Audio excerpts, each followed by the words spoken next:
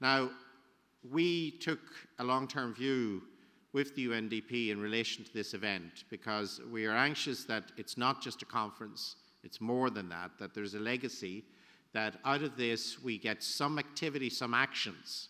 We can't guarantee it. It's going to depend on you. It's going to depend on other member cities within the World Alliance of Cities Against Poverty. But it's also going to depend on somebody driving it.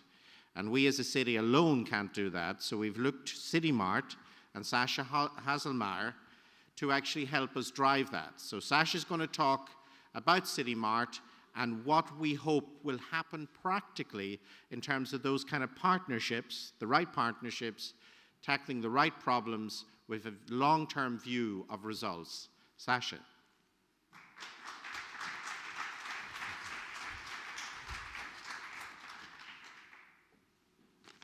Okay, do we have this button thing? Give me a second. Where is it? We'll look at it. The remote in someone's pocket, maybe? No. Okay, oh, brilliant. This is great. So without my slides, I'm hopeless. So cities pilot to end poverty, that's ambitious to say. And in fact, those of you that attended Tuesday night's reception, they heard that I briefly mentioned that we see a number of reasons why today we can say we not only want to fight poverty, but we want to end it, and it's possible. And I don't want to go through this. There is great technology out there, and it's in everyone's hands and in everyone's pockets today to transform society. These technologies are scalable.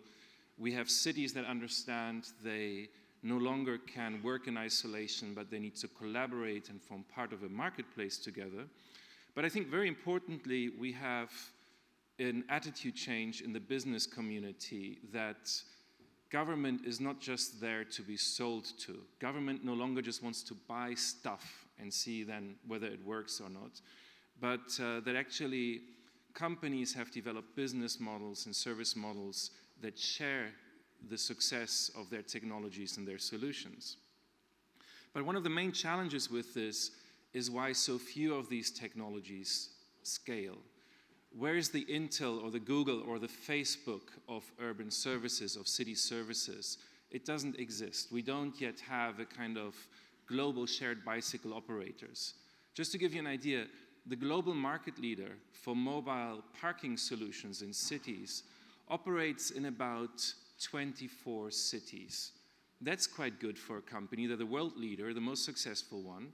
But there are 557,000 local governments in the world. In no other industry would you find such a fragmentation of the market.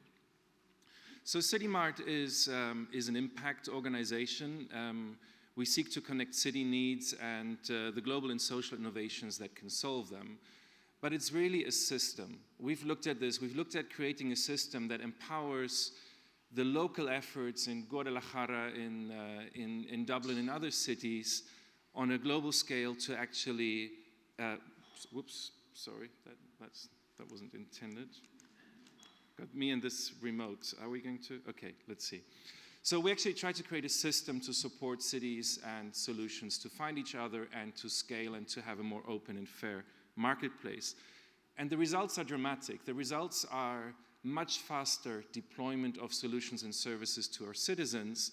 And on average, the cities we work with, and we're working with 82 cities today, report that they're saving 80% of the intended spending on finding ready solutions in the marketplace. So it's a huge impact we can create. We can act to end poverty. This is why I'm here today, and this is the vision we've created together with Dublin City Council and the WACAP community. We believe that we're ready to actually be bold. We want to end poverty. All of us agree here. For 2 days we're talking about nothing else. Yet 90% of cities do not publish their problems. So tell me, how as a company with a great solution to end poverty, am I going to find your city out of 557,000 local governments if you're not publishing your problem? If you're not telling me I need help? And a big reason of everything we're doing is about lowering the barrier, the perception that we cannot talk about our problems. Now, if you don't tell the marketplace what your problem is, you rely on someone coming to you, sitting down for hours and hours to find out. And very few companies in the world, except the very, very large ones, can afford to do that. And this creates a business cost that is unsustainable. The cost of scaling a technology, of taking an innovation, let's say invented in Dublin, to actually go to market, in average with the more than 1,000 companies we work with, involves traveling to 1,000 cities at a cost of more than 7.5 million euros. And then after 10 years of that effort, you walk away with 11 contracts. You've actually scaled your solution. This is a real story. These 11 contracts is one of the global market leaders in their fields. It's just very, very difficult. So what we found is that when cities open their problems, markets listen, they act and invest, because the pain of the innovators is so great to go to market. They want to scale, they want to reach you, that they're willing to do a lot to help you make those first steps. So I'll tell you a few case studies of how this process works. In December 2010, Barcelona called for automation of urban services, partly pressed by the economic challenges the city faces, and partly looking at the technological opportunity that the city could begin to manage itself. Just a few months later, they found City Solver, a solution that they picked out of 87 solutions from 24 countries that were submitted to this call. They handed over a wonderful award, and actually this award represents a commitment by City Solver and the city of Barcelona to jointly implement a pilot in the city, put it on the street within 6 months. In fact, after only 3 months, the pilot was completed, and Barcelona learned the value of the technology, began to understand how this works. And just 3 months later, the city bought the first round of sensors to implement a broader scale solution in the city. And of course, this results in better traffic for the citizens. It saved a huge amount of money and time for both the city and the company. And both say, normally to get to this point would have taken them 3 to 6 years. So within 6 months, we got a solution on the street that worked. So the full-scale deployment is now underway for the whole city, actually after they've built the trust in a new technology they didn't even know just 2 years before. Open systems is another major opportunity. In November 2011, after 3 failed attempts to solve a problem, the city of San Francisco came through to us and called for a flexible wireless control system for the city.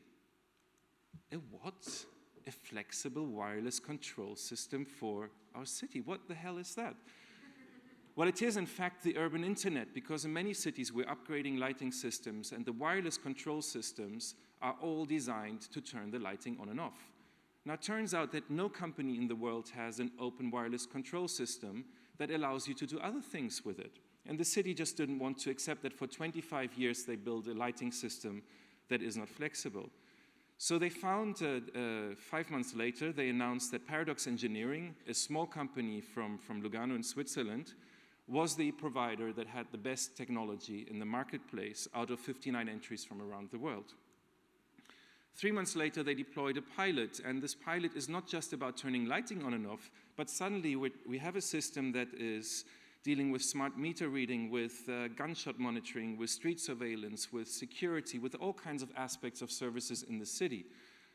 And the city actually 3 months later had the pilot up and running. It's in the street now, the city is running it. And actually what they found, that this solution, for the same $3 million investment that a lighting control system would have cost, they're rationalizing 5 to 10 other urban data networks. They're saving $15 million on just this one very simple wireless network alone. And in fact, right now we're building a developer community, same as you have hackathons and open data community, to build application on this open control system. And this is really a huge success. Smart living, this is a case in Taiwan. A private developer said they want to distinguish themselves by building a new community for 1,500 households in New Taipei City, and we're looking for smart living solutions. In their case, it was to build a differentiator in the private investment to say our community is a smart living community, aligned with the objectives of the city. They have solutions for energy, intelligent energy monitoring, traffic concepts and monitoring, and new shared bus services, and a whole cloud of solutions that all of them they were able to find within a very, very short time through opening up these needs early on and going to market. So this is now under development. Just 2 years later, we're building these 1,500 communities, and there's a €6 million private investment by the developer in new technologies. This is quite unheard of. And lastly, I want to tell a story about equity. We started working with the state government of Lagos. As you may know, Lagos is the largest African city, the fastest growing African city, and we expected to get a challenge from them on security, on health, HIV, and so forth. And with their 17 million citizens, they have 500,000 new arrivals in the city, so we thought these are going to be really pressing urban challenges. So they came to us talking about DVD piracy. And we said, why on earth are we talking about DVD piracy? And they said, well, Nollywood is actually the third largest movie industry in the world based in Lagos. It employs 1 million people and generates $500 million in revenue. Now, $500 million in revenue is a lot, but divided by 1 million people only makes $500 each. And this is largely due to the fact that Nollywood suffers from 80 to 90% video piracy. So the city had a very simple argument. They said poverty in our city will be alleviated by eliminating piracy. Every percentage of piracy we reduce generates more value for more than 1 million people.